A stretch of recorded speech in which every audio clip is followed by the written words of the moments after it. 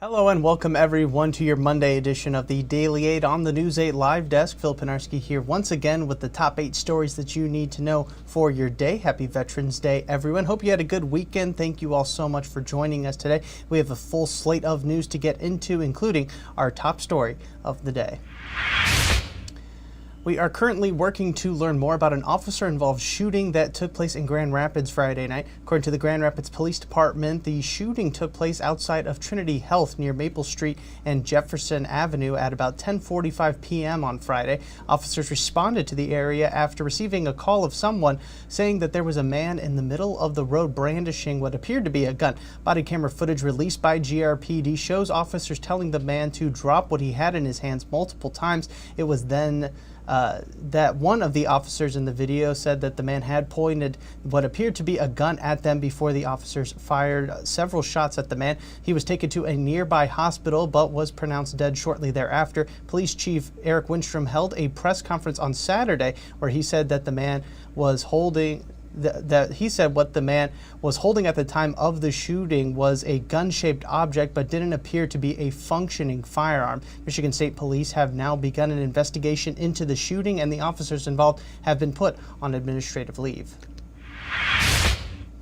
And heading to Caledonia Township now, where a mother and her 17-month-old child were killed in a car crash Sunday morning. According to the Kent County Sheriff's Office, the crash occurred around 10:30 a.m. near 84th Avenue and Thornapple River Drive. The driver of the truck, a 40-year-old man, was headed westbound while the mother was tending to the child in the back seat. The mother was unbuckled at the time. The truck then began to hydroplane and it hit an embankment. That's when the child and the mother were both thrown from the vehicle, according to officials. They were pronounced dead despite efforts from an off-duty ER doctor who saw the crash happen. The crash now remains under investigation at this time.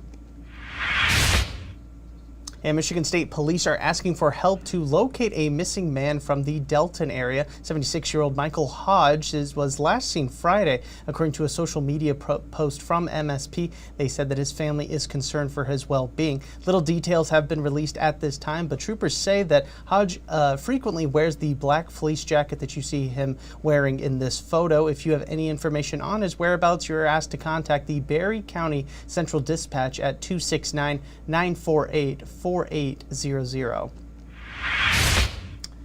And we're heading out of state for this next story, but it's such a wild one we had no choice but to talk about it on the Daily 8. Last week, 43 monkeys escaped a medical research facility in South Carolina, and the search to bring them back has been anything but easy, but officials have announced that more than half of them are now back at the compound. The monkeys that have been recaptured are said to be in good health. All of the escaped primates are females and about the size of a house cat, making it a little bit more difficult to catch them. As for the residents living in the area, the good news is that officials say that they pose no threat to public health.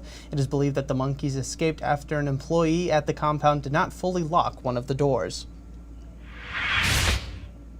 And back here in Michigan now, the third part in digital reporter Matt Jarowski's 4-part series on the man, the myth, the legend, John Ball is now live on woodtv.com. The series explores the life and adventures of John Ball from an explorer to settler in the mitten back in the 1800s. This third installment specifically details Ball's journey through the state and eventually becoming a state representative before settling down here in West Michigan. It is a great read and sets you up for that fourth and final part, which is set to release over on woodtv.com this coming Sunday. And how about another history lesson, this one courtesy of our very own Bill Steffen. This week's Bill's blog details the wreck of the Edmund Fitzgerald, which tragically sank in Lake Superior 49 years ago yesterday. While most Michiganders know all about the incident from the history classes you may have took growing up or the song from Gordon Lightfoot, Bill gives us some new information on the wreck, especially from a meteorological perspective. You can check out the latest Bill's blog right now over on our website, woodtv.com. And speaking of the weather, let's get you a look at your forecast now with the help of Storm Teammate meteorologist Sarah Flynn. Cloudy skies for our Monday. With the passage of a cold front, we could have a few isolated showers pop up later on this afternoon, but the vast majority of us should be in the clear. Quite breezy, though, today. We'll see those top wind gusts near that 35-mile-per-hour mark with sustained winds at 10 to 20 miles per hour out of the west.